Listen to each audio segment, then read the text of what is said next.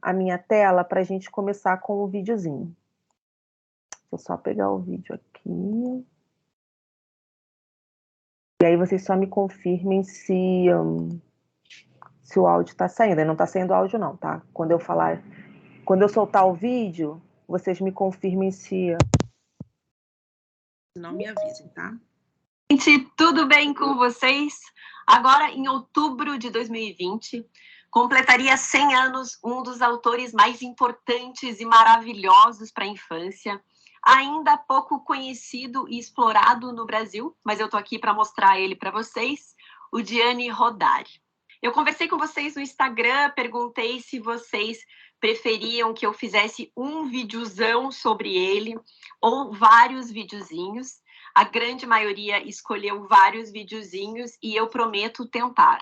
Nesse primeiro, eu vou falar rapidamente sobre a vida dele, sobre quem é Rodari e sobre por que é tão importante para a gente que se interessa por literatura, por educação e por infância conhecer a obra dele. O Gianni Rodari nasceu em 1920 numa cidade da Itália chamada Omegna. Os seus pais eram padeiros, ele não teve uma infância muito fácil, mas ele cresceu ouvindo histórias da tradição oral, contos e canções populares italianas. Com 17 anos, ele se formou no magistério e já começou a dar aula para crianças. Em 1938, ele começa a lecionar italiano para uma família de alemães judeus que fugiam do nazismo e começa também a lecionar em diferentes escolas. É nessa mesma época, início da Segunda Guerra Mundial, que ele começa a se interessar e se envolver pela política, questionando os valores impostos pela escola italiana e pelo regime ditatorial de Mussolini. Esse envolvimento com a política leva ele a escrever para jornais, começando uma carreira de jornalista que vai fazer com que ele pratique muito a escrita. Ele escreve para diversos jornais na década de 40, inclusive para o L'Unità, um jornal fundado na década de 20 pelo Antônio Gramsci. E é da necessidade desse jornal que surge a sua carreira como escritor de literatura infantil. O L'Unità precisava de alguém que escrevesse para as crianças aos domingos. Então ele vai juntar todas as suas paixões, a infância, a educação, a política e a escrita, e vai começar uma jornada que vai render para ele reconhecimento internacional. Alguns dos seus livros, inclusive, são coletâneas desses textos que ele publicava semanalmente no jornal. É principalmente a partir da década de 50 que ele vai se dedicar à literatura infantil e vai escrever livros que vão ser traduzidos para as mais diversas línguas, vão ser premiados mundo afora e vão se transformar em desenho animado, em teatro, em exposições de arte e além. Uma das principais características da sua literatura são os textos curtos, rápidos, extremamente criativos, muitas vezes absurdos, cômicos, mas também bastante sofisticados e profundos. Rodari não subestima as crianças, bem pelo contrário. Ele conversa com elas de igual para igual, dialoga também com os pais e não poupa ninguém de uma palavra um pouco mais difícil, uma palavra inventada, um assunto mais delicado ou então um belo cutucão. Eu vou falar nos próximos vídeos de alguns dos seus livros mais legais de se curtir com as crianças, na minha opinião. Mas eu já adianto para vocês que, apesar de ele ser pouco conhecido no Brasil, tem diversos livros dele publicados por aqui por diferentes editoras.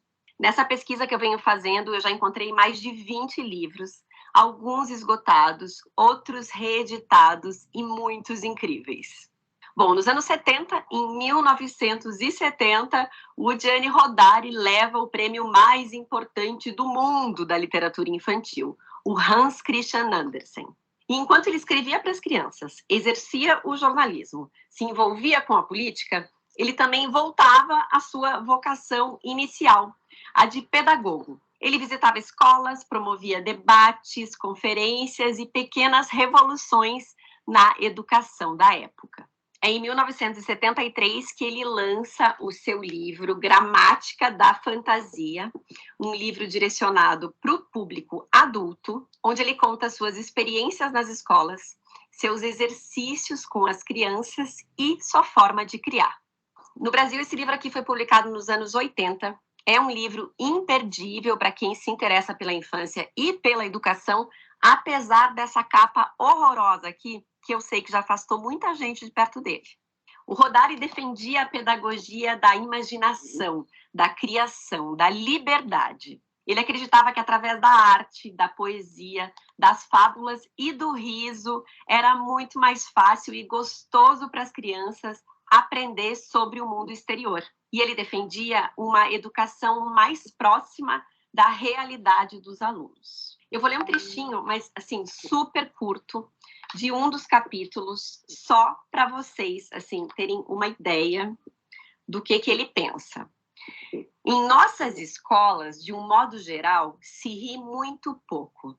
A ideia de que a educação deve ser uma coisa tétrica está entre as mais difíceis de se combater. Bom, durante toda a década de 70, ele seguiu escrevendo, participando de encontros e defendendo essa infância mais livre e criativa. Ele faleceu em abril de 1980. Ele foi internado em Roma por uma cirurgia na perna, mas teve uma parada cardíaca 4 dias depois. Na revista Emília tem um texto excelente sobre o Rodari, dividido em 3 partes, cujos links eu vou deixar aqui embaixo para quem está vendo esse vídeo no YouTube. Nesse texto, a Beatriz Helena Robledo diz o seguinte: Rodari foi, sobretudo, um linguista convencido de que a palavra é ação e que somente através do uso criativo dessa é possível não somente transformar o pensamento, mas também a realidade.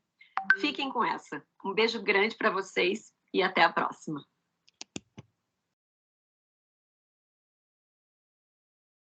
Minha câmera.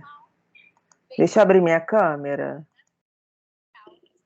E deixa eu fechar aqui o áudio que está vazando. Opa, minha câmera fechou de novo.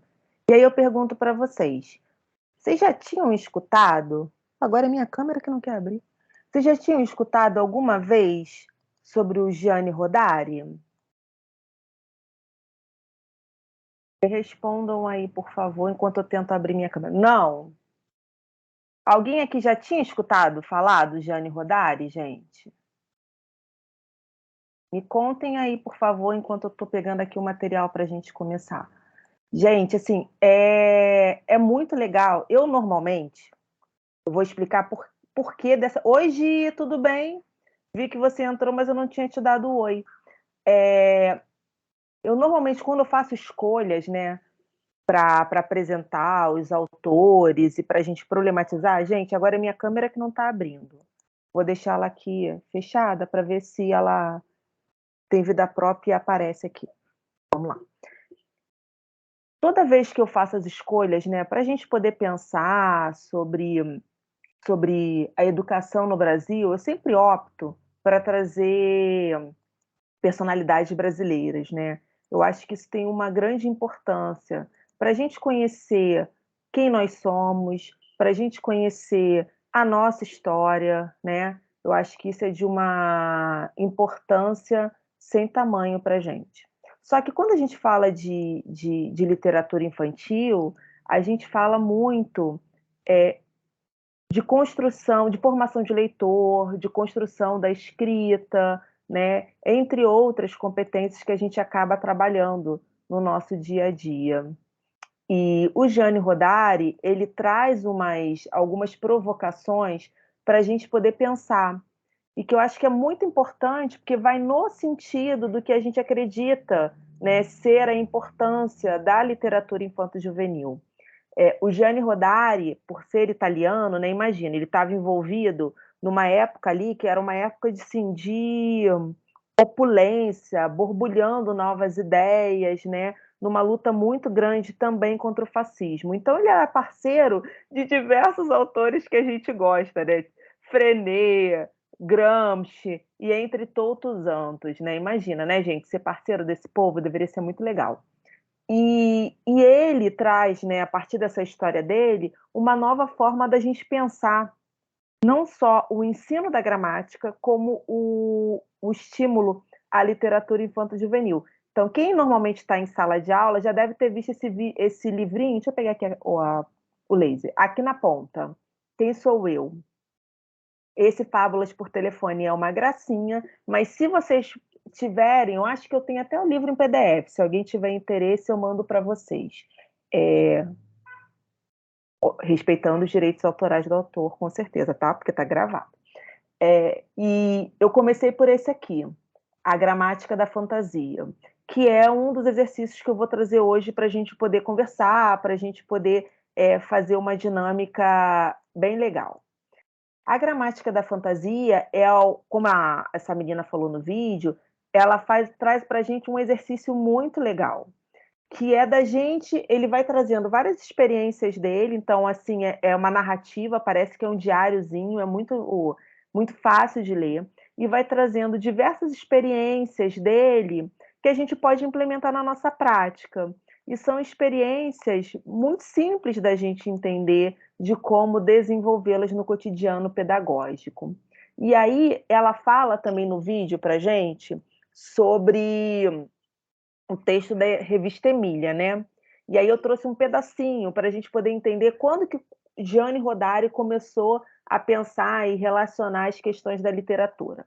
Então vamos lá, olha só. Durante o inverno de 37, 38, olha quanto tempo. Depois de ser recomendado por uma professora, esposa de um policial municipal, isso já é a fala dele, tá, gente? Fui contratado para ensinar italiano em suas casas, aos filhos de alguns judeus alemãos que acreditaram por poucos meses, né, ter encontrado na Itália refúgio para perseguições raciais. Vivia com eles em uma oficina sobre as colinas que beiravam, né, o Largo Maggiore. Trabalhava com as crianças das 7 até as 10 da manhã, passava o resto do dia nos bosques, passeando e lendo Dostoiévski, né, que é um grande literato famoso russo. E uma das grandes obras deles, vocês devem conhecer, quem não conhece já deve ter visto vários remakes, né, em outras narrativas, que é a Guerra e Paz.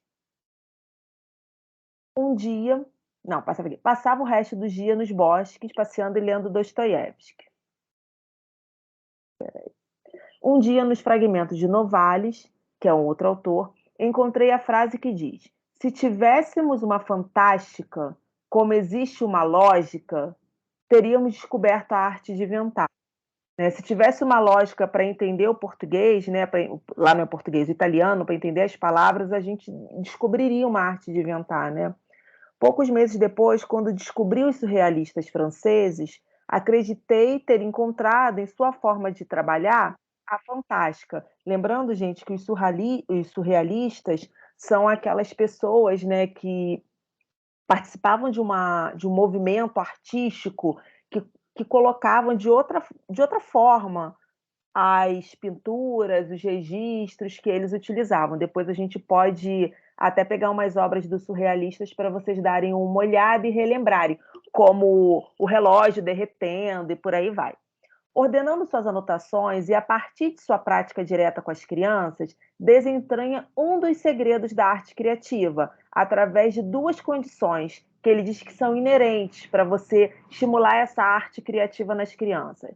A sístole e a diástole, que a gente não vai falar sobre isso, a gente vai se concentrar aqui, na possibilidade de estranhamento. E aí vem essa tese principal que eles chamam da criação de Rodari, né? Dessa gramática da fantasia que estimulou ele a outras produções, né? Não somente a gramática da fantasia. E aí que ele chama de pedagogia da criação. E ele coloca sempre para a gente poder pensar, e aí dando liberdade para a gente poder criar também, esse movimento que ele chama de binário. Lembra que binários são sempre duas posições, né? E muitas vezes são duas posições que são diferentes, antagônicas. Então, ele sempre usa essa metodologia, essa estratégia entre a linguagem e a realidade. E aí ele fala, ó, ao modificar essa relação ao azar, assim, à sorte, mas cuidando que o binômio seja suficientemente sugestivo para desatar uma história. Daí surge uma nova realidade. E se você parar para pensar, é muito isso que as histórias, as literaturas fantásticas já fazem, né? Vamos pensar na Alice no País das Maravilhas. Olha só o nome, Alice, uma menina que poderia ser a nossa vizinha, nossa filha, nossa sobrinha, neta, e ao mesmo tempo no País das Maravilhas, que tem muitas semelhanças com o mundo que a gente vivencia, mas ao mesmo tempo tem muitas coisas que não existem no mundo que a gente vivencia, né? Então, na verdade, ele está trazendo isso enquanto metodologia, mas dentro de referenciais que já existem, né, no nosso mundo. E aí ele fala, porém essa realidade nos pertence, porque a criamos, diferente de Alice do País das Maravilhas, que foi construída pelo Lewis Carroll, a gente está falando de uma história criada pela gente. E muitas vezes você pensa assim, não sei, no caso de vocês, né? Poxa, Luciana, mas eu não. Você está querendo dizer que eu posso escrever tal como Monteiro Lobato, tal como Conceição Evaristo, né? Pode e deve. E é esse convite que o Gianni Rodari faz a todos nós, né? Por meio dessa proposta que ele traz para a gente do binômio criativo. E aí ele continua. A pedagogia da criação ela se torna ativa, porque eu convido aquela pessoa a criar, né? Então essa criança, esse jovem, ele deixa de ser passivo para se tornar ativo, porque ele vai criar essa história vai ser dele, não vai ser somente uma releitura. Então ele transforma essa realidade, então ele começa a perceber outra maneira de se colocar, outra maneira de realizar essa escrita. E muitos autores acabam utilizando o Gianni Rodari, sabe como, gente? Como principalmente, né, para alfabetização, para esse início da inserção da gramática, que a gente sabe que é um desafio muito grande no ensino fundamental, nos anos iniciais do ensino fundamental. Mas a partir do momento que você lê o Gianni, você percebe que vale para todas as faixas etárias, é só, claro, a gente adaptar ao público que a gente deseja, né? Então ele continua. Então, como surgiu essa gramática da fantasia? Bem, sob esse mesmo princípio do estranhamento. Rodari nos propõe um sem número de jogos possíveis, sempre lidando com a linguagem e a realidade. Surge assim, então, o que ele chama de hipótese fantástica, que é o que a gente vai exercitar hoje. O que aconteceria se O que aconteceria se um homem desperta transformado em um inseto? Bem, todo mundo conhece a história, né? Que a história está aí, a metamorfose da Kafka, de Kafka. O que aconteceria se uma menina entrasse num buraco de uma árvore e desse buraco surgisse um novo mundo? Então, ele, como está escrito aí, ó, ele traz à mente várias referências da literatura para mostrar para a gente que pode sim, né, nos aproximarmos desse cotidiano e a partir dessas aproximações a gente estimular não só a leitura, como também a escrita. E aí, gente, o que é interessante? Olha só, vou voltar aqui uma tela, mais uma. Primeiro ele começa a falar, olha, aqui no terceiro parágrafo, como que ele se destaca para essa ideia. Ele se destaca para essa ideia a partir do momento que ele fala o seguinte, que ele tem contato com outros artistas. Olha que interessante. Sabe, o tempo todo a gente fala sobre isso, a importância de repertório. Aí você entende quando uma política pública traz para a gente a obrigatoriedade das atividades complementares. A gente sempre vê de uma forma burocrática, né? Eu confesso a vocês que eu, quando era estudante, via de uma forma muito burocrática. Mas a intenção é que a gente amplie esse nosso universo, porque esses estalos, eles vão acontecendo a partir do momento que a gente se coloca em outros espaços, e esses outros espaços nos traz novas linguagens, novas possibilidades da gente existir e estar nesse mundo. Então, olha que interessante. Aí ele volta aqui, ó.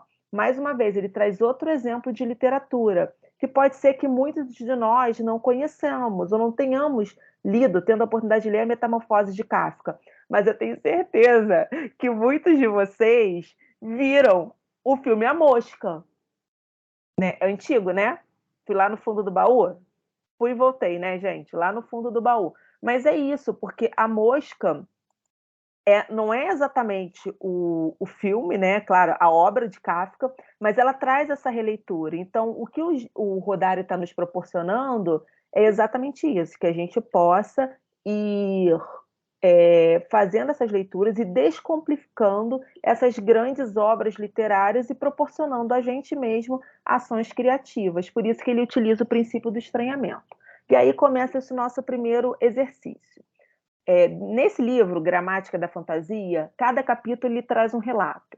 Cada relato vem uma estratégia que ele utiliza para despertar esse princípio do estranhamento na criança. Um exemplo, né, antes da gente começar a brincar aqui, a jogar. Ele fala assim: olha, a criança escreveu automóvel. A gente sabe que automóvel é com AU, né? E ela escreveu automóvel com L. Naquele primeiro período, né, naquele período que a gente fala que é da alfabetização, né, que a gente sabe que não é somente ali que ocorre a alfabetização, a gente fala assim, normal, né, a criança ter essas trocas, né, ter essas trocas do U com L, porque é muito similar, a gente acaba falando muito de forma, do que representa de forma oral, e aí ele começa com uma estratégia de brincar com os erros. Ao invés de você chegar, virar para a criança e falar, olha, isso aqui está errado, e riscar com vermelho, ele traz assim, vamos brincar? O que é um automóvel? Se o que está escrito ali tem um significado, né? Tem um conceito, se você está lendo aquilo, o que você vai fazer? Você vai brincar e vai fazer um automóvel alto, como diz lá, como está escrito, o ALTO, móvel. Então, o que é um carro alto, né? O que é um caminhão alto? O que é um automóvel alto? E aí ele começa a brincar e fazer esse tipo de relação, e aí a criança, por meio desse princípio do estranhamento, nunca, tenho certeza, né? Nunca mais vai esquecer que aquele automóvel, né, aquele U tem um sentido, tanto um sentido social como um sentido dentro daquela norma culta. Essa é uma das estratégias. A gente vai brincar com a estratégia do binômio fantástico, né? O que ele chama de binômio fantástico? A gente vai brincar primeiro e depois a gente explica. Pode ser? E aí vocês ou escrevam, gente, eu tô aqui agoniada que a minha câmera fechou e não quer mais abrir. Ninguém merece. Mas tô aqui, tá, gente? Não tô escondida, não. É que aconteceu alguma coisa aqui que a minha câmera realmente não tá abrindo. Então vamos lá. Ou abra o microfone, quem quiser abrir câmera também pode, quem quiser escrever no chat pode, só não vale não participar. Então ele começa o seguinte: você dá uma palavra para o seu público, para sua criança. Então eu estou dando uma palavra para vocês sobre o elefante. Imagina que a gente tem que criar uma história sobre um elefante. Vamos pensar numa frase, cada uma. Ó, somos 13 aqui. Vou começar com a minha frase. O elefante é grande. E aí? Cada um escreve uma frase ou fala uma frase. Pode ser no chat, pode ser onde for. Quando vocês vão escrevendo, eu vou ver se eu consigo colocar a minha câmera aqui para funcionar.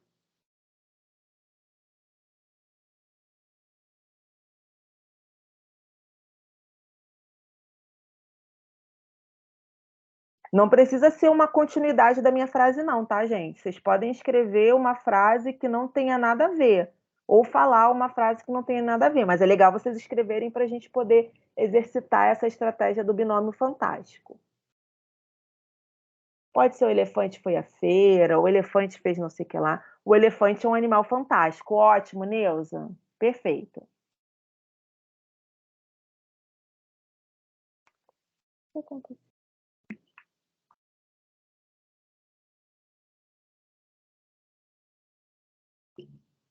Tirar daqui, botar aqui, ver se agora vai.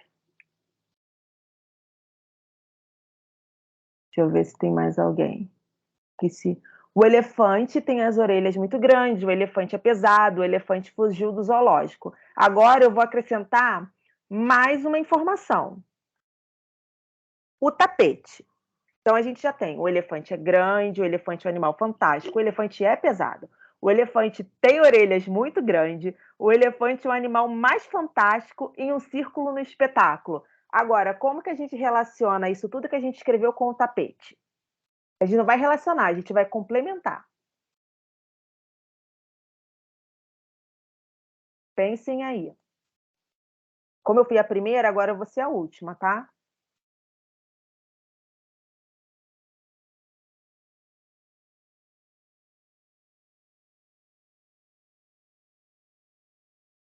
Ela ligou.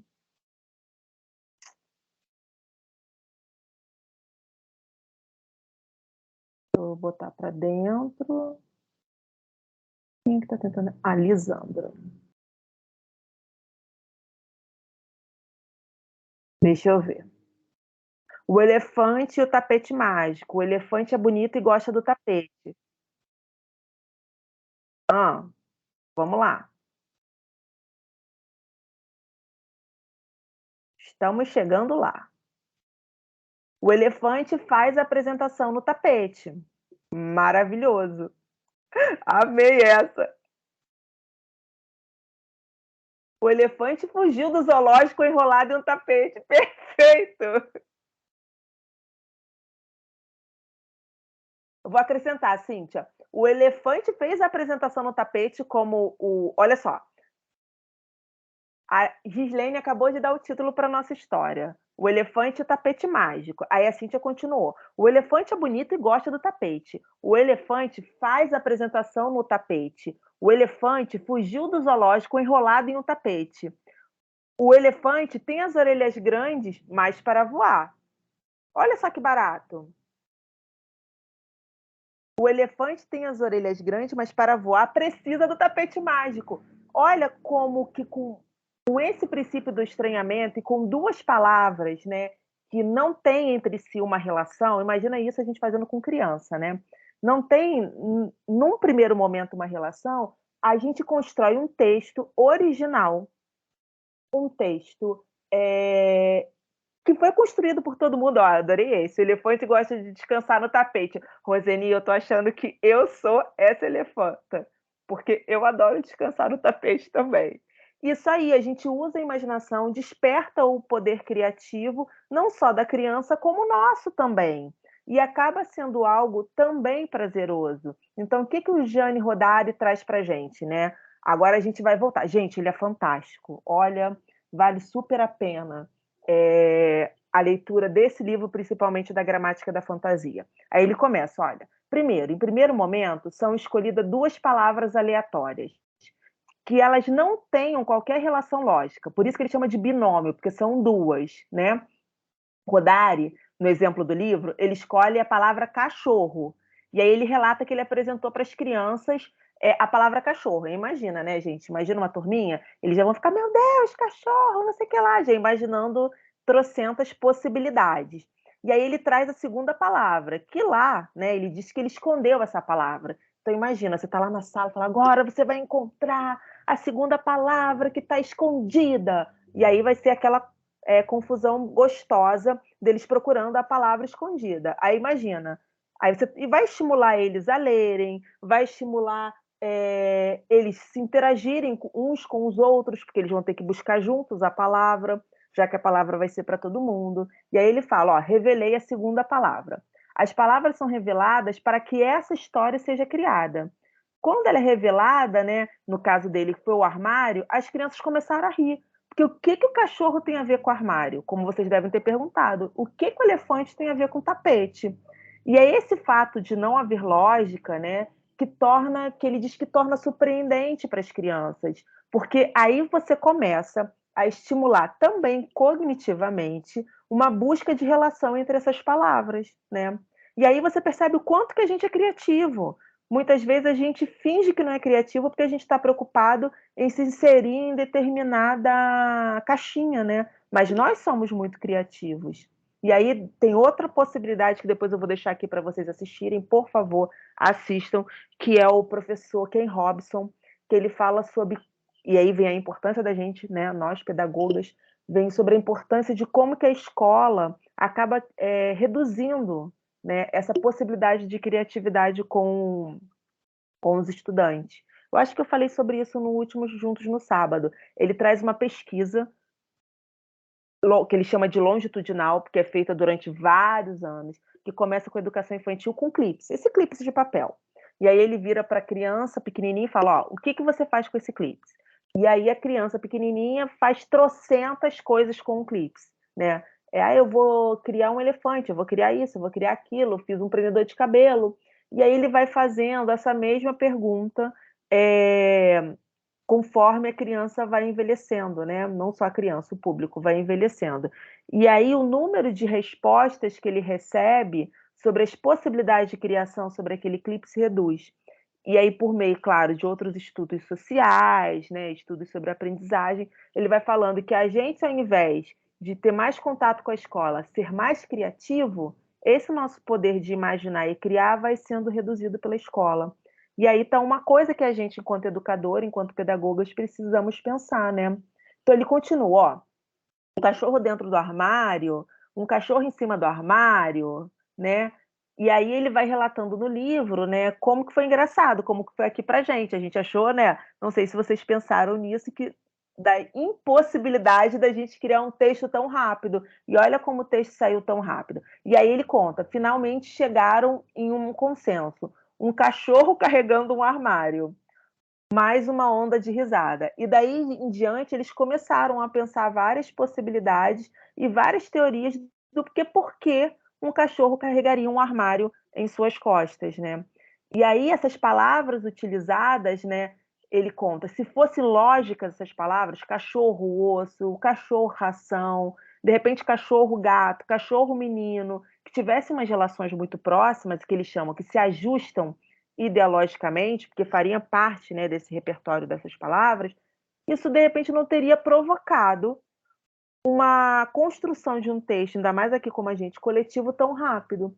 E aí ele traz a gente para refletir. Quando a gente coloca aqueles temas, né, no quadro, fale sobre suas férias, fale sobre não sei o que lá. Como que muitas vezes isso pode ser difícil para despertar esse gatilho, esse ponto inicial para a escrita desse texto. E aí ele continua, né? Um cachorro que mora em um armário é mais interessante do que um cachorro que gosta de roer ossos. Essa luta entre esses dois termos que parecem não terem ponto de encontro é que gera esse binômio fantástico, fazendo com que traga a possibilidade de novos sentidos às palavras e novas fantasias. E aí, nas palavras do Rodari, no binômio fantástico, as palavras não estão presas ao seu significado cotidiano, mas libertas, né? Então, o nosso elefante pode voar com a orelha grande, tudo bem que a gente pode utilizar como referência o próprio Dumbo. O nosso elefante pode voar de repente no tapete, o nosso elefante pode se enrolar no tapete. Olha quanta coisa é possível. O elefante fugiu no zoológico enrolado em um tapete. Olha, quanta coisa que é possível, né? E aí vem a pergunta: como que isso se relaciona com a nossa formação? Como que isso vai se relacionar? Peraí, que tem alguém com o microfone ligado e tá dando eco. Pronto, fechei. Lisandra, fechei seu microfone, mas quando você quiser, pode abrir, tá? Como que isso se relaciona com a nossa disciplina, com literatura infanto-juvenil? Porque eu convidei vocês para a gente falar sobre as questões. Aí eu trouxe aqui o Jane Rodari. O que vocês têm a me dizer? Ou a gente está viajando aqui na maionese, está só se divertindo, construindo texto? O que vocês acham? Vou esperar vocês falarem, tá?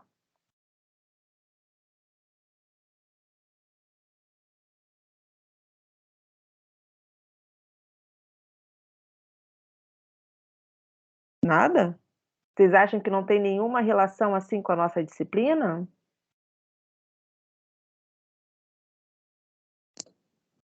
Luciana, eu acho que a relação com a disciplina é como, né, no material tem que a gente pode usar as histórias, a literatura infantil na alfabetização, e esse jogo que a gente acabou de fazer, eu acho que é muito útil na alfabetização, né? Porque além da aí entra no letramento, porque aí vem o conhecimento do que a criança tem do mundo. Às vezes ela não sabe escrever a palavra, mas falar a frase, montar a frase, ela mostra o seu conhecimento, o seu letramento do mundo. Gente, perfeito. Ó, a Deusa botou assim: acredito que isso acrescente na nossa formação, porque também expande o nosso conhecimento. Isso aí. E aí eu acho que a gente pode até ampliar mais essa discussão, não vai ser o momento agora da gente ampliar a discussão, mas só de pensar. Isso é literatura infanto-juvenil. Não é isso que... É só a gente lembrar da nossa infância, eu não sei vocês, né? Eu não tinha todo esse olhar crítico para o Monteiro Lobato, quando eu lia Monteiro Lobato, né? As reinações de Narizinho, né? Depois a possibilidade de enxergar na TV aquilo que a gente lia. Para mim era muito importante, não sei vocês, mas na minha infância eu não tinha acesso à TV a cabo, até porque não existia, pelo menos na minha realidade, isso não existia, né? Era aqueles desenhos do SBT, Manchete e Globo. E era um sonho, né? Depois de muito tempo, quando tinha um videocassete que podia ter aquela fita, né? Ou na locadora, né? Hoje a gente fala isso para minha filha que tem 11 anos, ela fica me olhando como se eu tivesse blá blá blá, blá blá blá, ou isca sachê. Mas era a nossa realidade. E não é isso que a gente ficava encantado quando a gente olha para a criança e vê aquele olhinho brilhando, quando gosta do patati patatá, quando gosta do esmilinguido, quando escuta aquelas histórias da Aline Barros, que é uma cantora gospel tão famosa, que adaptou várias historinhas para criança, a Xuxa, entre tantas outras personalidades, estou falando de música, né? Vamos voltar para a literatura. Não é isso que faz, né? É o princípio do estranhamento, né? Não deixa de ser. E aí, deixa eu ler só o que a Gislene colocou. Eu acho muito útil também na alfabetização, usando a imaginação, contação de história, em quadrinho. E aí a gente pensa, isso não seria muito útil para a gente também? Olha a facilidade que a gente construiu um texto aqui. Aí você vai falar assim, ai, Luciana, mas você trouxe um elefante e um tapete. No ensino superior, a gente usa outros princípios teóricos. Mas será que muitas vezes a gente não se sente preso por não ter uma leitura vasta desses teóricos? A gente não se sente preso e muitas vezes a gente deixa de escrever aquilo que a gente pensa, porque a gente está preocupado com as 10 linhas, a gente está com outras preocupações do nosso cotidiano. Então, o convite é que a gente enxergue, por isso que eu trouxe o plano de ensino, a nossa literatura infanto-juvenil, não só a disciplina, tá, gente? Mas a nossa literatura como o cenário, né, como uma possibilidade de criar, uma possibilidade, isso aí, Gilene, é muito útil para a gente, da gente poder criar, da gente poder voltar a esse universo da infância, que muitas vezes a gente se fecha, e por a gente fechar, a gente não se permite criar. E pode ser que esse seja o caminho para a gente pensar numa educação mais humanizada, uma educação mais personalizada para o público que a gente busca, né? Para o público que a gente está inserido. Então, quando lá na ementa, não vou ler a ementa toda, não, mas vou pegar uns destaques. Quando ela traz assim para a gente, ó, presença da literatura infanto-juvenil na contemporaneidade, o que é na contemporaneidade? Contemporaneidade quer dizer contemporânea, sociedade atual, que já é uma leitura que a gente vai aprender, que a gente aprendeu, né, em sociologia da educação, história da educação, que traz esses marcos temporais, né? Então ela falando, o que é leitura hoje? Como que a tecnologia se relaciona com essa leitura? Quais são as possibilidades que a tecnologia traz para essa leitura, né? Mas ao mesmo tempo traz a importância da gente conhecer alguns conceitos básicos. Olha lá no 1.4, 1.1.2 primeiro, né? O que é arte e literatura? Como que elas se relacionam, ou se elas não se relacionam? O que é um discurso literário? O que é um encantamento lírico? E o que é uma fábula?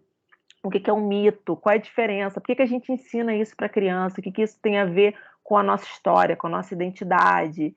E por que ela começa com esses autores que são autores demarcatórios para a gente poder entender? Charles Perrault, a gente viu lá no vídeo, né?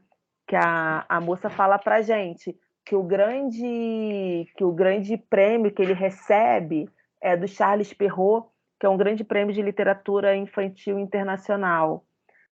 Irmãos Grimm, Hans Christian Andersen, né, o prêmio, né, Charles Perrault não, que eles são grandes autores demarcatórios, né, e inovadores, que nos trouxe esses contos de fadas. E esses contos de fadas, gente, que a gente conhece hoje, que são muito adocicados pela Disney, ele tem todo um histórico, tem toda uma construção, e o mais importante, eles se originaram no relato da sociedade, no relato do cotidiano. depois que eles foram, pelo menos é isso que nos relatam, né?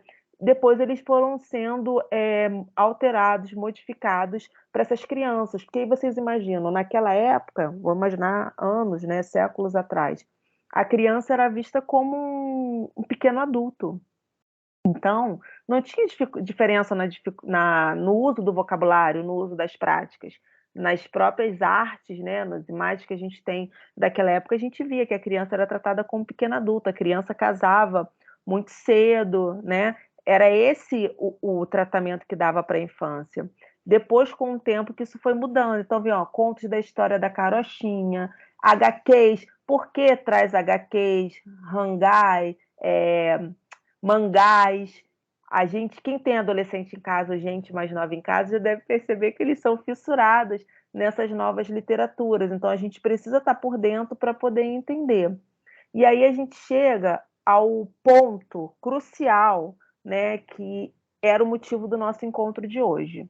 Então a gente precisa entender, dentro desse contexto do que significa a disciplina, né, do que significa essa nossa leitura, o que acontece quando a gente erra uma questão? Eu vou dar como exemplo aqui literatura infanto-juvenil, mas a gente pode pegar parcialmente isso que a gente vai trocar e aplicar nas outras disciplinas sem problema algum. Porque, primeiro, a gente precisa entender, quando a gente faz essa avaliação, qual é a dificuldade que a gente tem. A gente está tendo dificuldade na leitura, porque, voltando aqui antes da questão, peraí. Olha quantos conhecimentos, né, repertório a gente precisa ter para poder entender esse conteúdo que foi apresentado, né? Tá lá falando sobre discurso literário, encantamento lírico, cordel, fábulas, né? Várias outras questões que pode ser que a gente estudou isso na literatura, no ensino médio há muitos anos atrás e a gente não tenha isso rememoriado na nossa mente, não está fresquinho na nossa mente. Então, quando a gente vai lendo o texto, vai trazendo uma certa confusão realmente. Pode acontecer, não só nessa disciplina como nas outras, mas é muito importante que a gente saiba diferenciar. Então, quando eu pego um texto, né, ou uma questão, vocês já repararam que tem sempre essa organização. Vai ter um suporte, que é um texto, ou um texto no formato de imagem, ou um texto no formato de música, ou um texto em formato de poesia, vai ser um texto. E vai ter sempre um enunciado. O enunciado é a pergunta daquela questão, que vai direcionar a gente para a resposta, né? E aí eu vou ler essas respostas, e aí, dependendo da estratégia pedagógica que aquele professor que construiu aquele conteúdo lançou mão, essas questões, essas alternativas, né, que ele constrói, podem estar muito mais, vamos dizer, deixa eu usar uma palavra que eu não seja maldosa, não é conservadora. Porque tem gente que ainda acha que a avaliação é uma forma de punir o estudante, né? Por mais que essas avaliações elas passam por vários olhos antes de chegarem até vocês. Mas pode acontecer de você ver umas questões que têm um formato de pegadinha, pode acontecer de vocês pegarem uma questão que realmente está confusa, que tem respostas próximas. Pode acontecer? Pode, porque erros acontecem. Por isso, vocês precisam identificar se a questão tem problemas na sua elaboração, se você está com dificuldade no conteúdo ou se está com dificuldade de interpretação. Eu acho que problemas na elaboração é o mais fácil da gente resolver, né? Porque você vai entrar em contato com o professor pelo fórum de dúvidas ou comigo pelo serviço de atenção e vai falar, Luciana, a questão tal eu não entendi. Mas Luciana, como é que eu descubro se o problema está na elaboração ou se o problema está em mim, que não entendi, ou que eu não estudei direito, ou que eu achei que estudei direito o conteúdo e não estudei? Na troca com o outro. Ou pode ser na troca com outro colega, ou na troca com outro professor. Por isso que é importante vocês se colocarem. Errou uma questão, gente, não pode ficar calado, tem que buscar o professor, para o professor falar, olha, onde é que eu entendi? Não basta ver o gabarito, porque nem sempre vendo o gabarito, a gente percebe onde está o nosso erro. Então, essa é a primeira coisa que eu peço para vocês. Errou a questão? Para, observa. Né? É minha dificuldade de interpretação? Gente, eu hoje me considero uma pessoa mais experiente até na leitura. E tem texto que eu pego que são mais complexos, que eu tenho dificuldade de ler.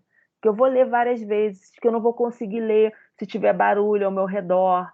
Eu, Luciana, né? Tem outros textos que eu tenho mais facilidade de ler.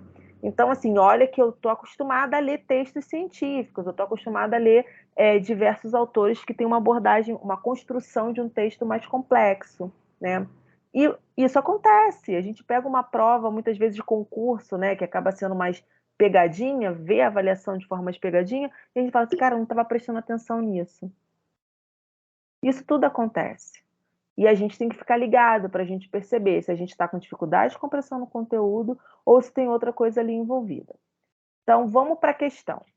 Olha lá, essa é uma que eu peguei as questões que vocês mais erraram. Fui na sala, fiz um relatório e peguei as que mais erraram. Não sei se tem alguma questão sua ou não aqui, e vocês falam.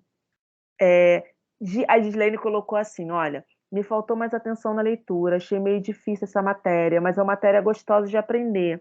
Me faltou mais entendimento mesmo. Então, assim, Gi, vocês têm que pensar que vocês estão no 4º período, gente. Vocês estão na metade do curso. O curso vai ganhando graus de complexidade. E aí você fala assim, Luciana, mas eu achei que no início era difícil também. É um degrauzinho, imagina uma escadinha mesmo. Não é um grau de complexidade para deixar ninguém para trás, mas é um grau de complexidade para promover realmente ganhos significativos de aprendizados para a gente, né, para vocês. Então tem que convocar mesmo o professor. Tá lendo lá, como a Cíntia falou, Luciana, intertextualidade, não sei o que lá. Chama o professor, ele vai passar um áudio, vai gravar um vídeo, alguma estratégia ele vai lançar a mão para que busque uma nova forma de você aprender, vai mandar um vídeo para você assistir, e a gente tem que persistir, né? E aí a Gi botou assim, mas eu sou um pouco cabeça dura de aprender. Não, Gi, não é isso não. Sim, não é que a gente seja cabeça dura de aprender, é porque nós temos também limitações, né? Limitações de organizações cognitivas. Claro que a gente precisa ter uma rotina de estudo, claro que a gente precisa ter outras formas de organização, né? Mas pensem que na EAD, no curso que a gente está, essa disciplina normalmente seria dada em 6 meses, não é isso? Se você estivesse numa faculdade presencial, né? Porque são poucas as faculdades presenciais que se organizam de forma modular, como a gente, né? Ou como as faculdades em EAD, que ofertam uma disciplina por mês. E isso tem uma lógica também, tem uma estratégia pedagógica, porque vai possibilitando que aquela pessoa vá ganhando corpo nessa aquisição de conhecimento. Como aqui também é possível que o cara personalize, individualize e que ele construa o conhecimento por meio de outras disciplinas, de outras relações. E aí vocês precisam parar e perceber. Então vamos lá começar com a questão, porque eu já falei demais. Os escritores brasileiros Lígia Bojunga, Ana Maria Machado e Roger Mello obtiveram reconhecimento internacional com obras de literatura infanto-juvenil através do prêmio Hans Chris Andersen, equivalente ao Nobel. A gente viu isso, né, lá no vídeo do Gianni. É importante frisar que todos são herdeiros da literatura infanto-juvenil brasileira, que teve o escritor Monteiro Lobato e sua criação no início de seu percurso. Esses escritores levaram adiante a criação lobatiana. Qual deles se aproxima mais desse criador polêmico, mais genial?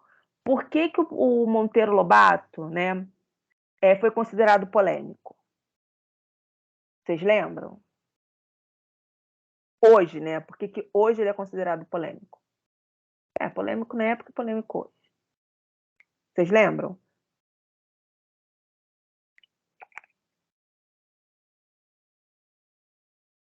É bom que eu paro para beber água.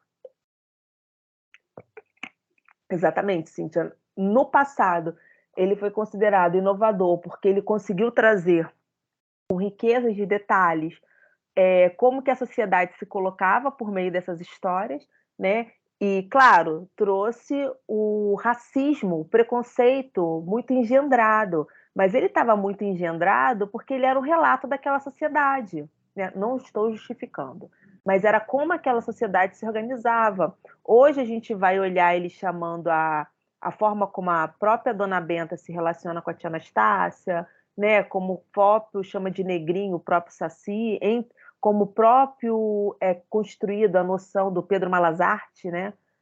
Como o interiorano, brasileiro, caipira, preguiçoso, nananã.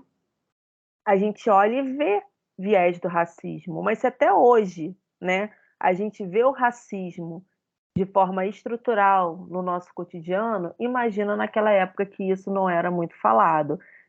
Claro que naquela época isso era normalizado, né? Se hoje ainda tem pessoas que têm dificuldade de identificar o racismo no cotidiano, imagina naquela época de Monteiro Lobato, né?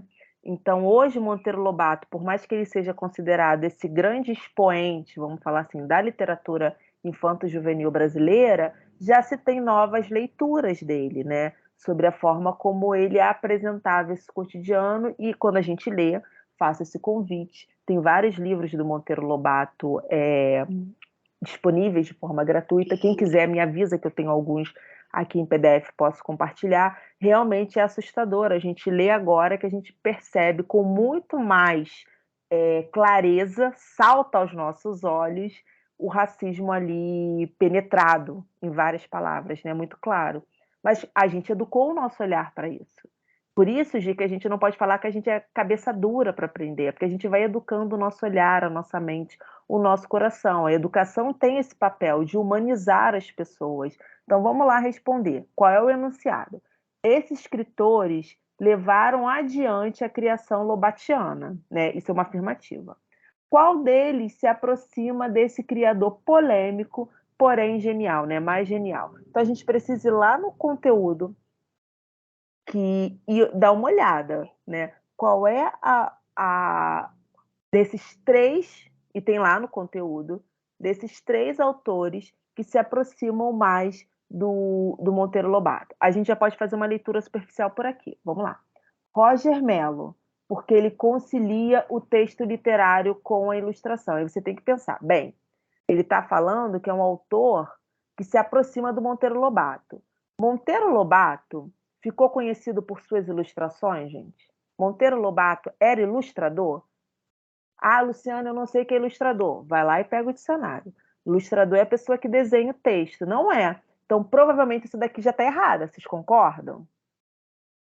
A gente tem que ir também fazendo as nossas exclusões. Muitas vezes vocês vão perceber que, claro que o conteúdo é super importante, mas que eu vou fazendo uma leitura atenta, e nessa leitura atenta, se eu sei a base do conteúdo, eu consigo responder. Então, se eu li lá no texto sobre o Monteiro Lobato, né, e sei que ele não era ilustrador, isso aqui já vai dar uma primeira exclusão. Ó, Lígia Bojunga, conciliando sua criação original com o perfil do brasileiro. Quando a gente lê lá a Lígia Bojunga, lá no livro, não tem essa conciliação com o perfil brasileiro, né? A Lígia Bojunga coloca a arte e literatura dela de outra forma.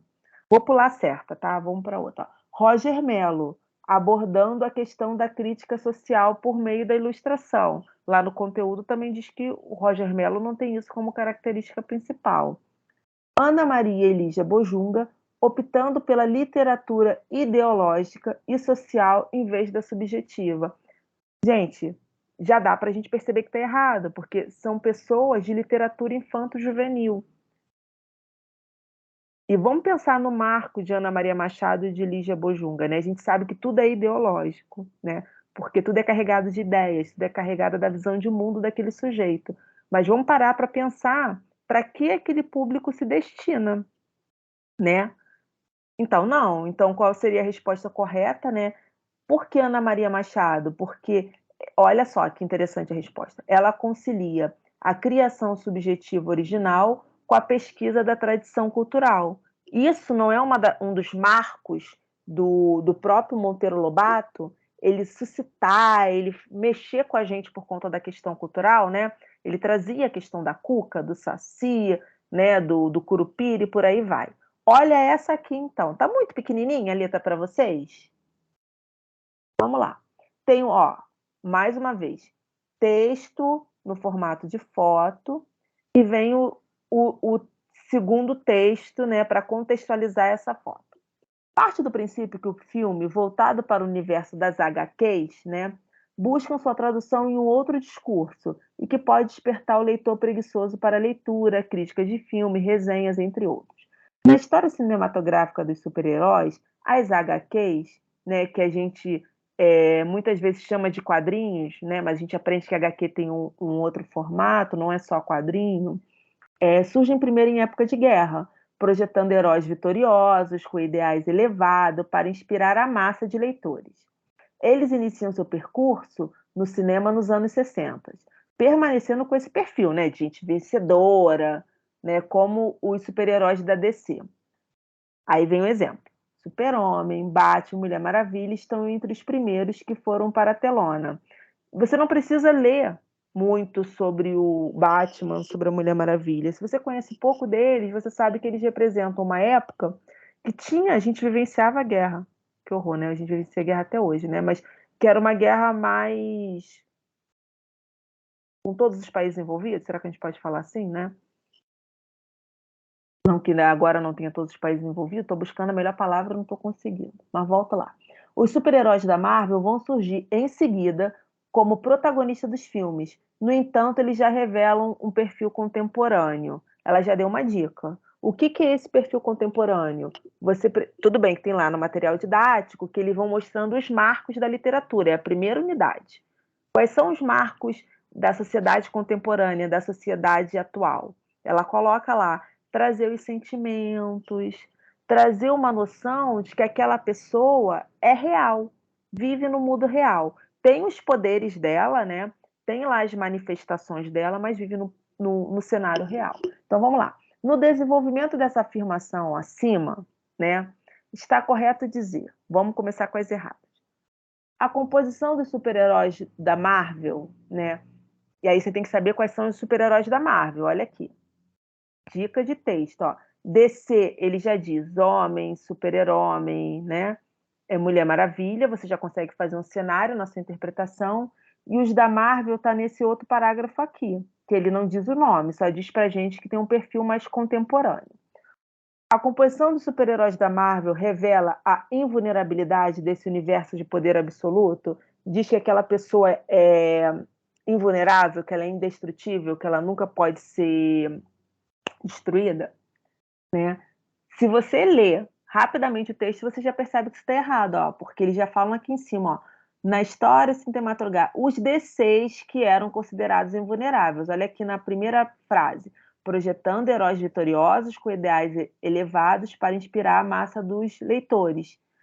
Continua, permanecendo com esse perfil de vencedores, né? Vamos lá vou pular a correta. Os super-heróis no texto 1 são exemplos de força, coragem e astúcia? O que vocês acham?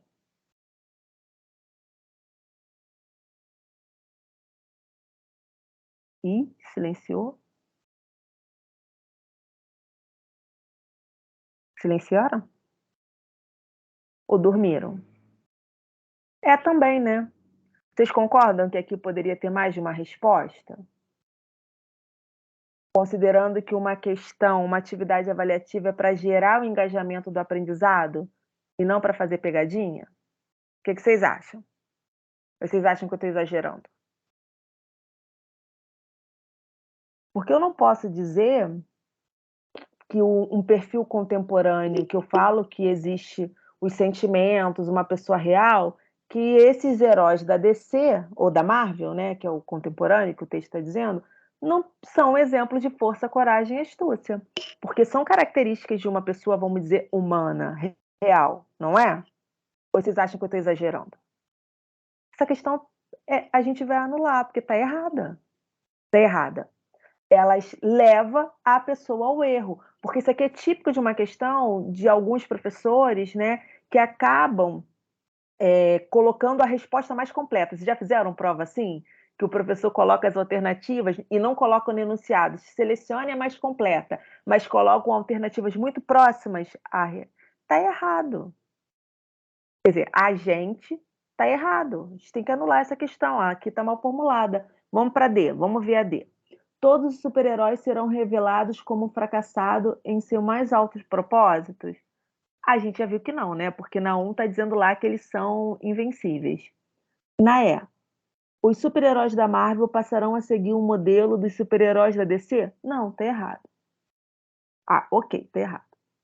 A correta seria: o perfil dos super-heróis revela que também podem fracassar e que são vulneráveis. Mas a outra também não quer dizer que esteja errada. Então, vocês estão vendo que pode ter um erro nosso também? Gente, educação é feita por humanos. Aqui não é robô. Pode acontecer, e olha por quantas pessoas passaram essa questão. E aí a gente precisa, sim, parar, conversar com o professor para poder perceber que esse erro aqui não foi um erro do aluno. A avaliação não é pegadinha, gente. Também acho que a outra estaria mais certa, Gi. Concordo, super concordo, né? Eu acho que a gente até tem que pensar o seguinte: quando eu proponho um item avaliativo, independente de onde esteja o meu público-alvo, ou melhor, qual é o meu público-alvo, eu tenho que pensar muito bem no objetivo de aprendizagem. Eu acredito que aqui o objetivo de aprendizagem era fazer essa marcação histórica, que as coisas mudam conforme a história, não é isso? Igual, vamos trazer um exemplo da Cinderela, né? No conto original da Cinderela, que foi feito para adultos, pô, parece uma carnificina, vocês já leram? O passarinho fura o olho das irmãs, entra no casamento, fura o olho das irmãs. A Cinderela chora numa árvore frondosa. É uma coisa meio doida, né? Queima o pé das irmãs. É uma parada que você olha e fica assim, meu Deus do céu. Se eu torcer, sai sangue. Hoje em dia, né, com a popularidade da Disney e outras releituras, a Cinderela vem de um outro jeito. Eu acho que a intenção era essa, trazer esses marcos históricos. Olha, antigamente, quando esses heróis da HQ surgiram, tinha essa pegada. Hoje em dia, por conta das mudanças sociais, do contexto social, tem essa pegada. Vamos observar essas diferenças? É isso. Mas que aqui o objetivo de aprendizagem está estranho, não está legal, essa questão vai ser anulada. Então, vamos para outra questão. Essa aqui é do Gilberto Gil, né? Que é até uma música que eu gosto bastante. Ele está falando assim, ó, criei meu website, lancei minha homepage, com 5 gigabytes, já dá para fazer um barco que veleje. Não sei, eu acho que quem fez educação em tecnologia deve ter visto essa música lá, a primeira. Porque normalmente isso, gente, é questão de concurso. A gente até trabalhou essa música no penúltimo Juntos no Sábado. Por que questão de concurso?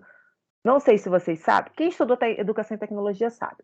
O Gilberto Gil, olha como é importante a nossa leitura, né, da história do mundo, né, da história do que acontece para a gente poder entender o contexto social. O Gilberto Gil, quando lançou essa música que era pela internet, a CA2, ele foi o primeiro músico do mundo inteiro a transmitir uma música por streaming.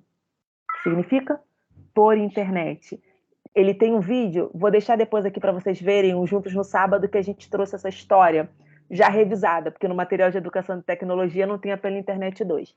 E aí comemorou 21 anos, acho que a gente está comemorando 21 anos dessa música pela internet, e aí ele sai contando como que foi, o trabalho que foi, uma coisa simples, né? A gente imaginar, naquela época era um trabalho muito grande, foi extremamente inovador. E aí, depois de 20 anos, 18 anos, se eu não me engano, 18 a 20, tá? Ele lança pela internet 2. Então, ele começa. Ah, Luciana, mas eu não conheço pela internet 1. Conhece, porque você estudou educação e tecnologia, você pode ter esquecido. Se você não conhece, você vai conseguir entender também. Eu só estou fazendo esse preâmbulo, né? Essa introdução. Vamos lá. Criei meu website, lancei minha homepage, com 5 gigabytes já dá para fazer um barco. Já dá para fazer um barco que veleje, porque ele perguntava aí, será que eu consigo fazer um barco? Porque ele brinca com essas palavras novas da cybercultura, da sociedade de rede, da internet, específica desse vocabulário da internetês, né, que se falava. Ó, meu novo website, se o meu desejo agora é navegar, se é músico desejo a se considerar, é só clicar que a loja digital já tem. Anitta Arnaldo Tunes e não sei mais quem. Meu bem, o iTunes tem. De A a Z, quem você possa imaginar. Aí ele continua brincando com esse conceito, Cíntia, de intertextualidade. Isso que é ser intertextual. E aí ele continua no enunciado, não vou ler tudo, tá? No texto de autoria de Gilberto Gil, membro da ABL, Academia Brasileira de Letras, a figuração poética metafórica do poeta dialoga intertextualmente com o contexto tecnológico. Quer dizer, ele está utilizando essas relações das palavras que a gente conhece com essas novas palavras da internet. Está dando uma nova vida para essas palavras. Por exemplo, vou criar um barco que veleje, eu navego pela internet, né? Por isso que é um barco que veleje, porque eu estou navegando pela internet. Então, esse que é um dos sentidos da intertextualidade, né?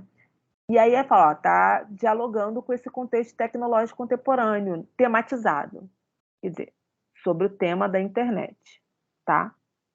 Analise esse texto, esse diálogo que é intertextual no uso metafórico presente nas frases abaixo. O que ela quer dizer? Ó, analise esse texto que está lá em cima, que é um exemplo, né, do conceito de intertextualidade, porque ele está navegando com exemplos reais e com exemplos metafóricos, né, como eu não pego um barco para navegar na internet, mas eu utilizo o termo navegar na internet.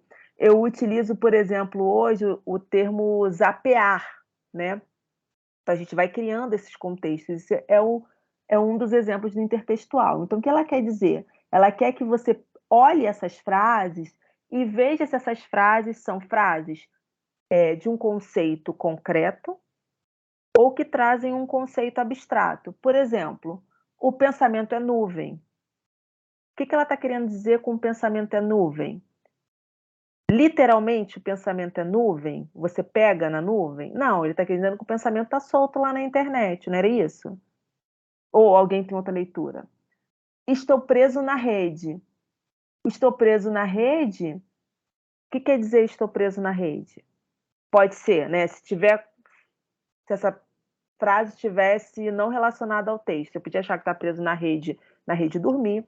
Você pode achar que é o peixe que está preso na rede, né? Ou você está preso na rede pescar, mas aqui está relacionado ao texto acima. Então pode ser a rede pescar, a rede dormir ou a rede da internet. É tanto aplicativo que eu não sei. É tanto aplicativo que eu não sei.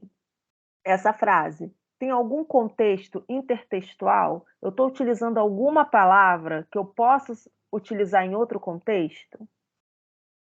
Como nas duas frases acima? Ou eu utilizo aplicativo ultimamente só para aplicativo?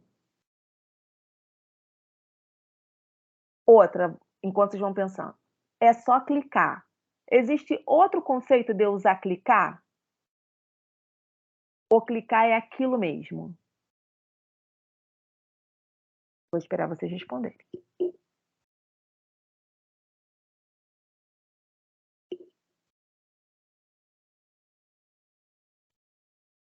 Então, essa questão é uma questão de ordem complexa, mas é uma questão de ordem complexa possível de um quarto período. E aí, aqui, gente, é atenção. Vocês têm que saber o conceito de intertextualidade e o conceito de metáfora.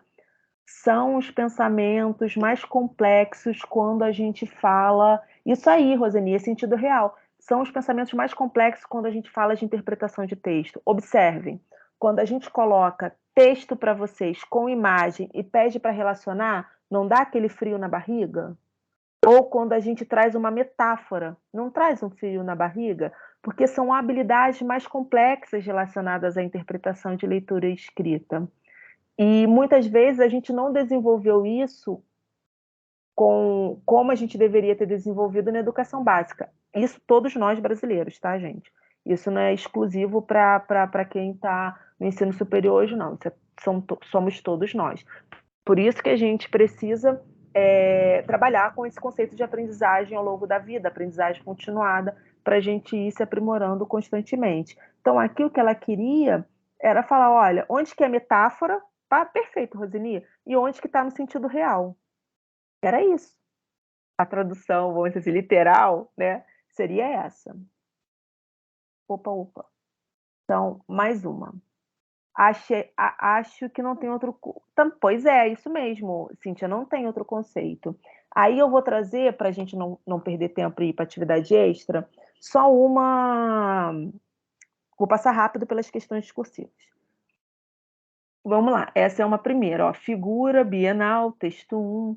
No estudo da literatura infanto-juvenil contemporânea, foram citados 3 autores estudados na contemporaneidade: Lígia Bojunga, Ana Maria Machado e Roger Mello.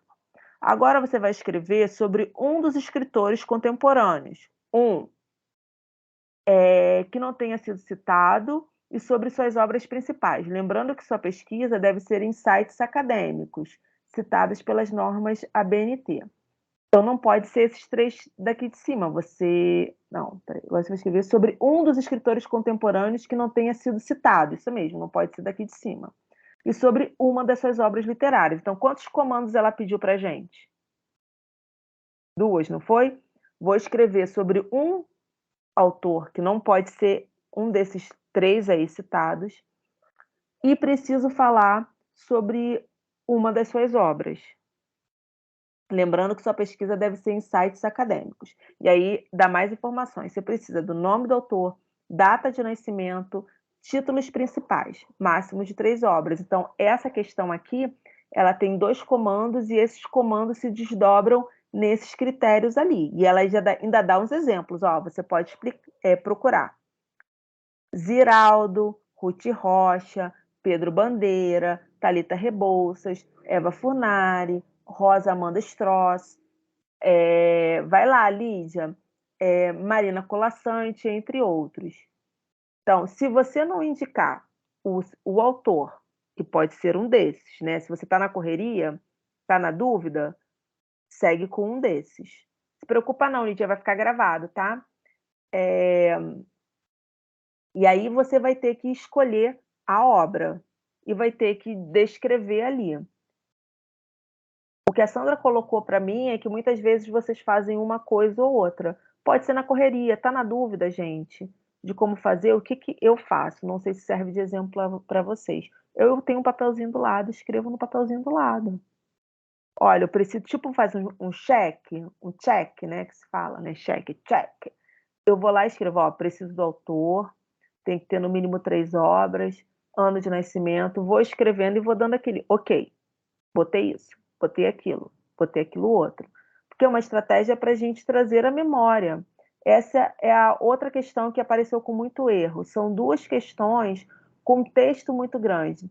Normalmente, já vai uma dica. Quando essas questões têm um texto muito grande, a resposta já está no texto. É isso. Independente se é na Unileia, se é em concurso, se é em outro local. Normalmente a resposta já está no texto. Então, começa com um texto do Freud, no segundo texto, e vem aqui pedindo, né? Qual é a questão proposta? No estudo da produção crítica de um escritor, criativa de um escritor, que é o Freud, na citação acima, ele compara a brincadeira e o jogo da criança com a criação literária pelo escritor. Ó, tá difícil, você vai colocar, vai num papelzinho do lado e escreve, ó, ela disse que o Freud falou sobre brincadeira e jogo da criança, e ele está comparando, escreve, tipo como o Gianni Rodari nos ensinou, escreve do seu jeito. Vai lá e escreve, por mais que possa parecer doideira para você, ou para outra pessoa, mas faz sentido para você. Escreve ali do lado. Com base no texto acima, pode-se afirmar sobre a obra do escritor pantaneiro Manuel de Barros, que ela trouxe lá no capítulo 1. Então, essa é uma questão também complexa. Né? Que o escritor realiza uma obra literária que satisfaz o seu público adolescente de todas as idades, do infantil ao público. Tomando a poesia do escritor como referência, que é esse Manuel de Barros, desenvolva uma reflexão sobre as formas ou conteúdos poéticos utilizados pelo poeta que remetem desde o universo infantil e juvenil até o adolescente de todas as idades, e quais os benefícios, segundo a psicanálise freudiana e segundo o poeta. Quais são os benefícios? Estão aqui no texto. Quando ela falou sobre, conexão é tudo que diferencia o brincar infantil do fantasiar, o escritor criativo faz o mesmo que a criança brinca, não é isso tudo que o Manuel de Barros fez? Cria um mundo de fantasia que leva muito mais sério. Não é isso que o Manuel de Barros faz quando ele traz aquelas poesias que leva a gente a sonhar? Tá aqui. Ai, Luciana, eu vou escrever com as mesmas palavras? Não, né, gente? Você não vai copiar e colar, porque aí o professor vai dizer para você que é plágio, você vai reescrever com as suas palavras. Ah, Luciana, eu não estou conseguindo reescrever. Para e olha. Só isso. Se você não consegue escrever, fala. Hoje no WhatsApp existe aquela possibilidade de você ter um grupo só seu, né? Fala. Olha, o Freud está falando sobre isso, sobre a importância da fantasia, do brincar, do lúdico para a criança. E o Manuel de Barros utiliza, se você não consegue fazer essa relação, tá, Gi, por exemplo. O Manuel de Barros brinca com as palavras, faz um jogo de palavras, faz uma poesia mais agradável para todos os olhos, para todas as idades. Não é isso que ele brinca? Mas é difícil mesmo, Gi, não estou falando que é fácil, não, porque ela trabalha outras competências que a gente já precisa começar a desenvolver a partir desse período. O que eu estou salientando é que a gente precisa pensar em estratégias para a gente ir aprendendo. Você vai, foi igual no início do curso, Gi, você não sentia várias dificuldades que hoje você, de repente, olha para trás e não sente mais, né? A gente vai criando uns grauzinhos de complexidade para aprimorar a formação. E aí o que você precisa pensar é o seguinte: questão grande, anotem isso para a vida. A resposta está no texto. E aí requer uma leitura cuidadosa. Por que é uma questão complexa? Porque a maioria de nós tem dificuldade com interpretação de texto. Você pode ter, de repente, uma dificuldade com interpretação de texto simples, mas vão ter outros textos que a gente vai ter dificuldade. Se você for pegar um texto de outra língua e for interpretar, você vai ter dificuldade. Então, a gente está sempre se desenvolvendo. É isso que você colocou, Gia. A gente vai aprendendo aos poucos. É exatamente isso. Então, por último, não menos importante, vamos fazer nossa atividade extra juntos. Então, clicando lá no link da professora, vocês querem que eu coloque o link aqui no chat? Que aí a gente vai... Ou vocês querem só escrever? Vou botar.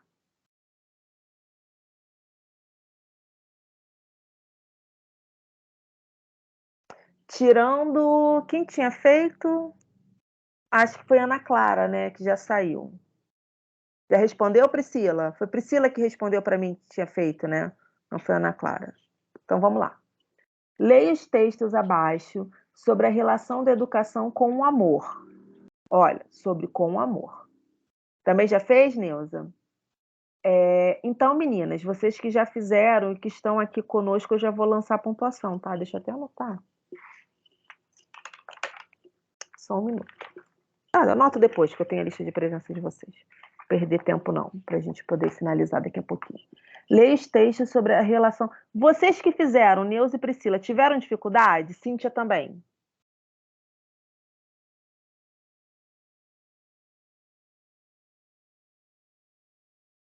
Depois me falam. Eu vou lendo. Não? Leia os textos abaixo sobre a relação da educação com o amor e faça uma pequena reflexão dessa concepção apresentada e do papel do professor. Ela traz duas questões. Você precisa falar sobre a concepção, né, apresentada, que o professor está falando ali, né? Na verdade, ela traz sobre o Paulo Freire, e depois sobre a autora Ofélia Maria Marcondes. É mais simples, é muito mais simples, com certeza. Então vamos lá. Mas você tem que pensar relacionalmente, que você tem que dar conta desses dois conceitos a partir do que está norteado ali. Você não pode falar, por exemplo, sobre o amor no sentido bíblico, porque não é isso que está ali. Você não pode falar, de repente, sobre o papel do professor para um pensador que é cognitivista ou comportamentalista, né? Porque o Paulo Freire não tem essa pegada, ele tem uma pegada mais humanista, né? Então, tem sim critérios ali para correção. Então, vamos lá. A primeira frase é: a educação é um ato de amor, por isso um ato de coragem. Não pode temer o debate, a análise da realidade. Aí vem a autora Ofélia Maria Fernandes, em Paulo Freire por uma Educação Amorosa, reflete: o amor como uma categoria filosófica no pensamento de Freire, um prisma pelo qual o filósofo analisa a realidade e estabelece relações entre o pensar e o fazer, entre opressão e libertação, conservação e transformação.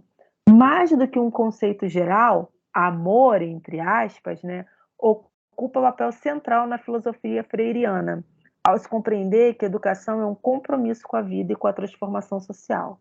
É o que dá sentido às ações, à biopolítica, à ampliação de direitos e à libertação. E aí, como que você faria as relações sobre essas duas questões?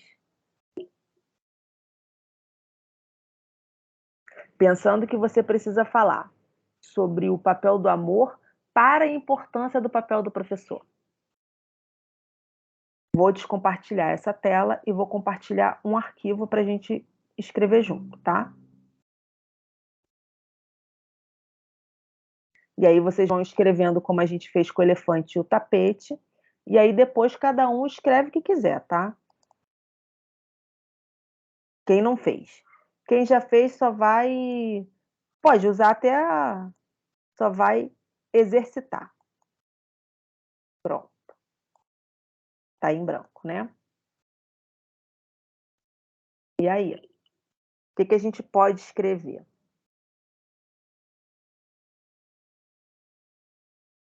Vou dar um título. Dar um título não, vou botar os 2 recortes que a gente precisa. Deixa eu aumentar porque tá pequenininho, né? A importância barra relevância do amor para o exercício da docência.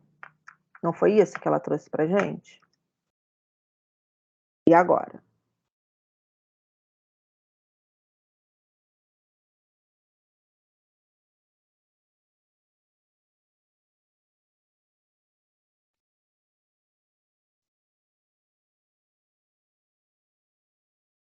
Pode ser quando a gente lê aquela frase lá do Paulo Freire. Vocês querem que eu ponha na tela novamente a frase do Paulo Freire? Espera aí que eu troco. Tá na mesma tela? Espera aí, só um minuto. Vamos ler de novo. Olha, a educação é um ato de amor, por isso um ato de coragem. Não pode temer o debate, a análise da realidade. Então aqui já está dando para a gente um recorte do que, ou melhor, um conceito do que é o amor, do que ele está chamando de amor. E aí volta, o amor como uma categoria filosófica. Então como que eu posso começar meu texto?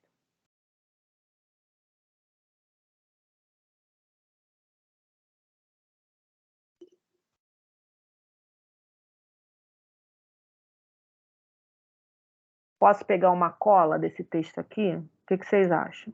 Espera aí.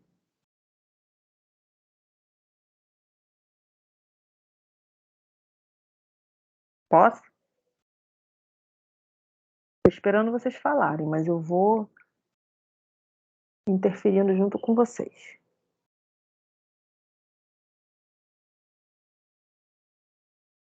Deixa eu só pegar o chat aqui. Ó.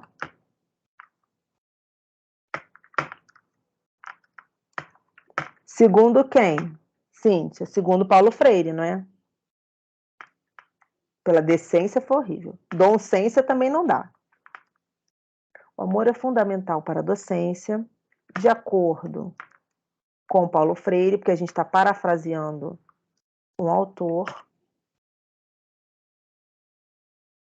Aí a gente pode pegar um conceito de lá, olha, por ser uma categoria filosófica, ou melhor, ao invés de ser por ser, acho que a gente pode botar assim, ó.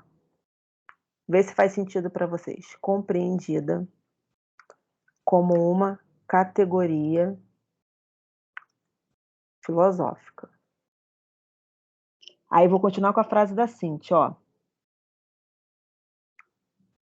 Que tem como um dos objetivos, não pode falar que é o único, né? Um dos objetivos, entender o meu aluno. Aí a Gislene colocou, educando com amor. Aí eu acho que era legal a gente colocar o que é educar com amor. O que para vocês é educar com amor a partir de Paulo Freire? Vamos lá pegar o texto dele. O que é educar com amor? Ó, educar para o amor é compromisso com a vida, com a transformação social, é o que dá sentido às ações, a biopolítica, a ampliação de direitos e a libertação. Então vamos voltar para o nosso texto. O que é educar com amor? Escrevam aí para mim.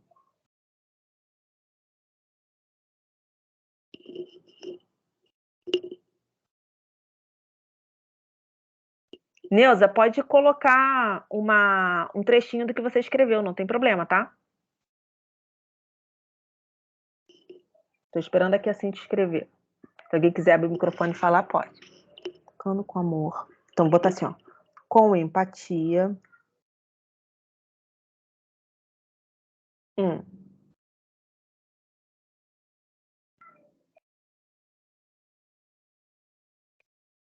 Observamos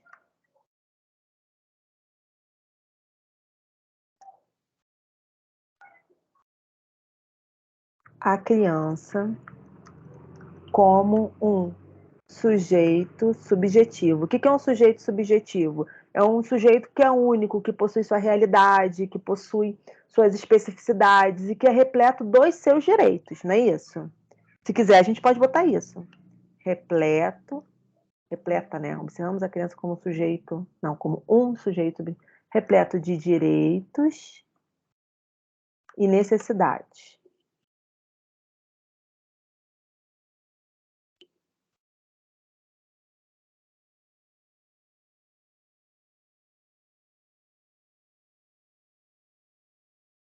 Ó, pegar Roseni. E, por meio... Roseni, vou te contar uma coisa, mas é minha, tá? Não é... Como é que eu vou te dizer?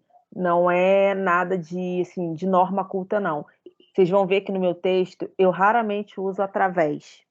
Porque o através vem de atravessar, né? Atravessar, pum. Aí eu, na minha mente, eu imagino uma espada atravessando. Então, normalmente vocês vão me ver usando e por meio. E por meio, porque para mim todas as palavras têm sentido, né? Então, e por meio do afeto é possível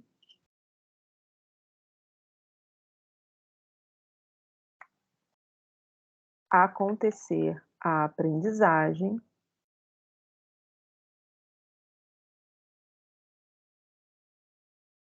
superando os desafios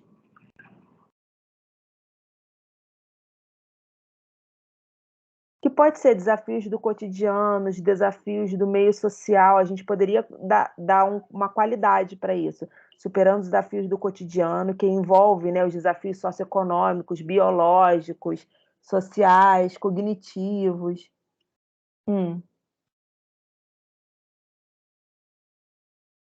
E por meio do afeto é possível acontecer a aprendizagem, superando os desafios do cotidiano, interagindo com esse indivíduo de tal forma, não, interagindo com esse indivíduo, dando atenção e o ouvindo. Ovo não, Luciana, ouvindo. Quem sabe que foi isso, Roseni? Quando eu fiz o meu mestrado, eu tinha uma revisora de texto que eu aprendi muito com ela. Acho que foi uma das pessoas que eu mais aprendi sobre escrita na minha vida. E aí ela implicava comigo com etc, que ela dizia que a gente não usa mais etc, a gente usa entre outros. Me ensinou muito a usar a vírgula, porque eu achava que eu sabia usar a vírgula, não sabia. Olha isso, gente, eu já no mestrado, tá? Você vê como a gente aprende o tempo todo e a gente tem os nossos desafios da educação básica. E aprendi essa do através. Vamos lá. Acho que a gente já tem texto pra caramba, né? Então, olha só, a importância e relevância do amor para o exercício da docência. O amor é fundamental para a docência, de acordo com Paulo Freire, compreendida como uma categoria filosófica. Porque, assim, gente, quando a gente vai escrever, se tem um texto lá na frente como suporte, o primeiro parágrafo é sempre a gente trazendo o que foi pedido no enunciado, né, na pergunta, trazendo aquela categoria e explicando. Então, a gente trouxe, ó, o amor é fundamental para a docência, de acordo com Paulo Freire, compreendida como uma categoria filosófica que tem como um dos objetivos entender o meu aluno, poderia ser até entender só o aluno. Educando com amor, com empatia, observamos a criança como sujeito subjetivo, repleto de direitos e de necessidades. E por meio do afeto, é possível acontecer a aprendizagem, superando os desafios do cotidiano e interagindo com esse indivíduo. Olha só uma coisa que a gente pode fazer também. Acabei meu texto. Tem aqui, quando eu vejo que isso está vermelhinho, eu clico lá, quando eu uso o Word, né? E vou ver aqui, por que que tá vermelhinho? Ah, porque a ortografia tá errada? Tem vezes que é coisa do computador também. Mas é sempre bom você notar, ainda mais se você está escrevendo, gente, ou para alguém, né? Ou num contexto de avaliação, ver se o seu texto está legal. Passa pelo revisor de texto, não deixa mandar o seu texto se tiver algum vermelhinho aqui, não manda o texto desse jeito, não. Para olhar, porque isso interfere na mensagem. Vou pegar esse texto que a gente construiu junto e vou botar aqui no chat, que pode ajudar a responder. Mas vocês que já estão aqui, eu já vou lançar a pontuação referente à atividade extra. E aí eu pergunto: oi, Raíza, boa noite. Exceto a Raíza que chegou agora. Tem algum tema? Raíza, eu tô sem câmera, tá? Porque a minha câmera fechou e agora não quer abrir por nada desse mundo. Tem alguma coisa mais que vocês gostariam de perguntar? Ou que vocês gostariam de trazer, que de repente eu não abordei, que vocês acham que era importante abordar?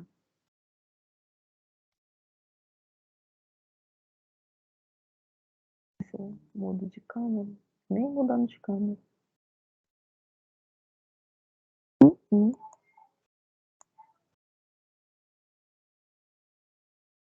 Pensem aí.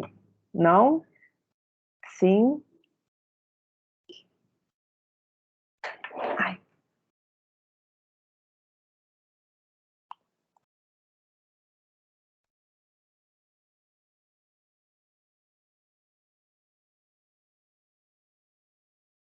Fala, Gi.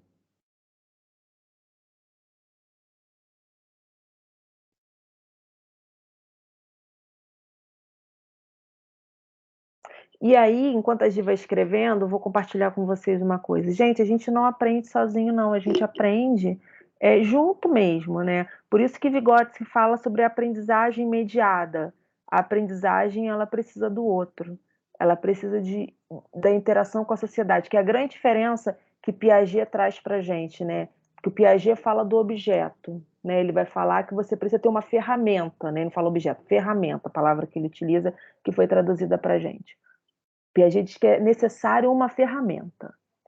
O outro aprende com uma ferramenta. Por isso, quando você vai lendo Piaget, você vai vendo aquelas experiências, né, que é com a massinha, né, muito significativo para matemática, né, massinha grande, põe a mesma quantidade de massinha. Aí uma é mais compridinha, a outra está mais bolinha, mesma quantidade. Mas a criança acha que tem mais massinha na que está mais compridinha. Porque para Piaget, o interesse dele naquele momento era tratar isso, o aprendizado com a ferramenta. Já Vygotsky, ele traz outra questão, né? Ele fala que a gente precisa do contexto social. Por isso que ele fez muito sentido, principalmente para a galera daqui do nosso país, principalmente, né? Ele vai falar para a gente, olha, a aprendizagem ela é mediada, eu preciso do outro. Por isso que a gente acaba ouvindo muitas vezes críticas à própria educação à distância, porque as pessoas acham que a gente não se vê, que a gente não se fala, né? E que essas trocas não são possíveis, né? Não é possível você assistir um encontro gravado e estar se sentindo presente com aquele grupo. Até para a gente é difícil, né, gente? Vamos confessar? Para a gente se sentir presente não demorou?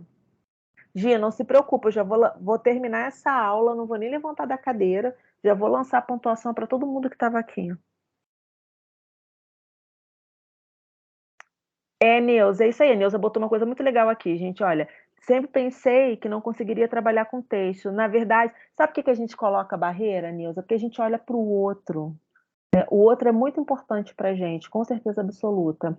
Mas a gente olha para o outro e a gente fica achando, deixa eu ver se eu consigo abrir minha câmera pelo telefone. Né? A gente olha para o outro e a gente fica achando que o outro sabe mais, né? Que o outro é mais inteligente do que a gente. A gente sempre tem essa concepção, né? Porque olha só, o outro tirou uma nota maior do que a minha. A gente tem sempre essas concepções.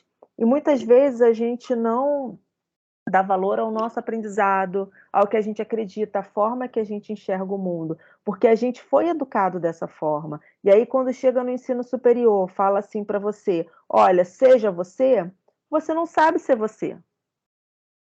É isso. A gente não sabe ser porque a gente, na educação básica, passou o tempo todo aprendendo a copiar e colar. Então, que a gente possa fazer diferente pelos nossos alunos, né?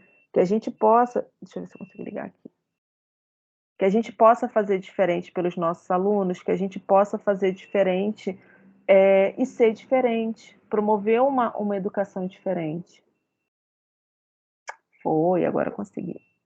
Deixa eu ler aqui, Agi. Estou estudando para uma prova de concurso domingo agora, por isso estou meio perdida nos meus estudos aqui da faculdade. Muita coisa para estudar esses dias. A Gislene, imagina, deve ser muita coisa mesmo. Outra coisa. Oi, Sara, não tem problema, vai ficar gravado. E aí, assim, a nossa vida de adulto, gente, não é uma vida perfeita, né? Não que a vida da criança seja perfeita, mas a nossa vida é repleta de fazeres. E aí a gente tem que aprender a lançar a mão desses fazeres, fazer escolhas, entender que em alguns momentos a gente vai fazer escolhas que muitas vezes podem não ser legais para a gente. A própria ansiedade que a gente vai desenvolvendo, muitas das vezes a gente desenvolve porque a gente acaba pegando um monte de coisa para fazer.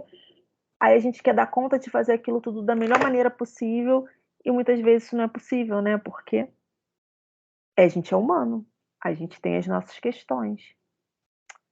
Mas é isso, é se organizar para estudar e mais uma coisa, por favor, aí eu estou pedindo encarecidamente para vocês, não deixem de convocar os professores de vocês. Não deixem de convocar para vocês saberem mais. A gente está aqui para isso. E professor, gente, vocês sabem disso porque vocês já estão na metade de uma formação e muitos de vocês já estão como professora. A gente adora isso.